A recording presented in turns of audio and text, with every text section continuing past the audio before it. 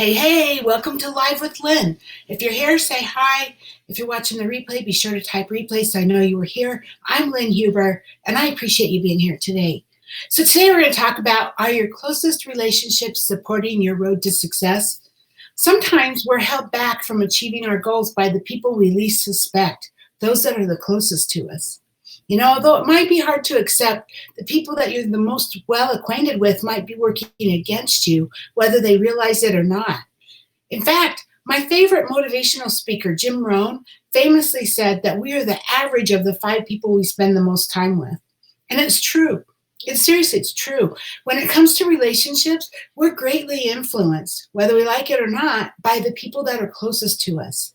It affects our way of thinking, it affects our self-esteem, it affects our decisions. And of course, everyone is their own person, but research shows that we're more affected by our environment than we think. Good morning, Erin, or good afternoon. Welcome. So sometimes the closest people to us can act as obstacles, preventing us from doing the things that we love or pursuing our dreams and goals. They might say things that make us rethink the path that we want to go down, or they might make us feel as if we wouldn't be good enough to make it to our goals. I see this all the time with new representatives that join my Avon team, especially if they're younger. Their friends and family are well-meaning, but they might say things like, why don't you go get a real job? Or you can't make money doing that. Or, any number of things. We covered some of those the other day. But it's not always that clear either. Your friends and family will have different ways of interfering with your personal satisfaction. Some might be really straightforward and blunt like that, telling you that your goals are unrealistic or that you're not good enough to achieve them or, whatever. There's lots of things they could tell you, right? Or like I said, they might actually think that they're trying to help you, and they might tell you not to pursue your dreams in the name of job security or benefits or some other excuse, right? They could try to steer you in another direction, assuring you that that's the best path for you. But in reality, only you can determine what's the best path for you. Only you know what you want and what's best for you, right? And so even if your closest relationships are acting like obstacles, you can't just cut everyone that's important out of your life. I get it, right? Now obviously, if you just started seeing someone new and they wanted you to stop pursuing your dreams, then perhaps that would be a good idea to stop seeing them. But you just can't cut out your parents or your siblings or even your best friends or your husband or your children, just because they don't agree with what you're doing, right? So I hope that whatever you are working towards, whatever your goals are, I hope that those closest to you will eventually come around. But it really is up to you. You have to be able to set boundaries. You have to be able to consider their advice and then make your own decision on how you're going to move forward. If they get too nasty about it or insult your choices, which I hope wouldn't happen, but sometimes it does, then they would be crossing the boundaries that you set. And that's where you need to be strong.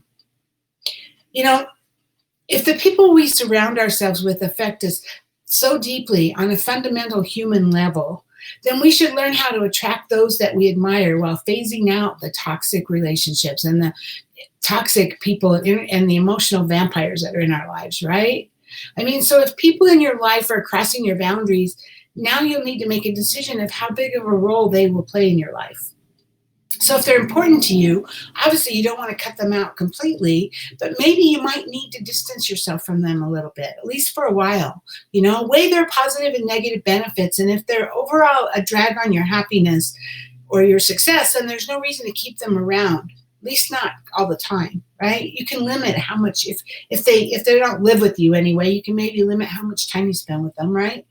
So and then depending on the situation too, you might let them know that they're bringing you down and that you're going to have to distance yourself from them. You're going to not be able to associate with them until they can figure out how to live with your decisions, because they are your decisions about your life, right? And they either can support you or if they're not going to support you, then they can't be in your life all the time, right? Because if you let these people stick around in your life and tell you how to live it, you're going to end up unhappy and dissatisfied. You need people. We all need people, mentors, family, or friends who are going to challenge us and make us better, right? They're going to help. Having the right people are going to raise our average or helping us maintain a high one if we have a high one. And sometimes I know people sometimes they always try they feel like they want to be the smartest person in the room on every issue. But that's not always the best thing either, because if you're always the smartest person, you're hurting yourself. You want to surround yourself with people who can run circles around you in as many areas as possible, people who are exponentially better in a variety of ways. But then I'm not talking about people who have the best job or who make the most money. It's more about their level of personal growth or even openness to growth. I mean, you could have a master's degree and you could be a CEO of a corporation and you could meet a janitor in the elevator and that janitor might have something to teach you, right? That janitor might have, he or she has life experiences that in some ways they might be a whole lot wiser than you. Your degree doesn't mean anything. It's more about who you are and who you are as a person, and if you're happy and upbeat, and those are the people you want in your lives. Those are that are full of wonder and questioning and wise, being wise, right? So it's not so much about who makes the most money or who's the smartest. It's not that. It's more about who are better people just in general because they're upbeat and positive and they have something to offer, right? So you might gain a mentor or you might become one, right? Mentorship is a powerful concept that seldom gets attention as an aspect of like friendship or a romantic relationship. I mean, we've all heard of mentors in the business world, right? But we need personal mentors too. Maybe it's your mom or your sister. You know, I found a mentor in my baby sister not too long ago, when my mom died. Actually, it's been a year now. You know, we became closer, my sister and I, and we've had some very good conversations that made me realize she is incredibly smart. You know, we are very different, my sister and I. I don't know. It's like amazing that we came from the same family because we're very different. Well, we're a lot the same in a lot of ways too, but there's so much we can learn from each other. Right? So if you find someone with qualities that you hold in high regard, who's willing to discuss them and help you develop those qualities in your own, then keep them close and extend your time if the tables are turned. Be ready to, it goes two ways, right? And if you have a friend who tells you that she wants to be more open to opportunities or people like you are, then think about what that means and definitely give her your time, because she just pointed out something very insightful about you. And that's definitely worthy of that innermost circle status, that 5 most closest people, right? So the key to all of this is to be critical of yourself. It's not judging everybody else. It's more about you. It's about what are your current actions, Be critical of your actions, your goals, and whether the two are lining up, and then make changes in your life when necessary. Like I said yesterday, it's not about getting down on yourself. It's not about judging yourself. It's more about looking back and saying, did I do that? Did I handle that the way I would have preferred to, or did I just react? And are my goals and my actions lining up? Because if not, then you need to make those changes in your life. And do the people around you, do they represent the things that you value? If they do, then you're in great shape. If your 5 people aren't representative of the things that you love and aspire to become, then you might need to reevaluate.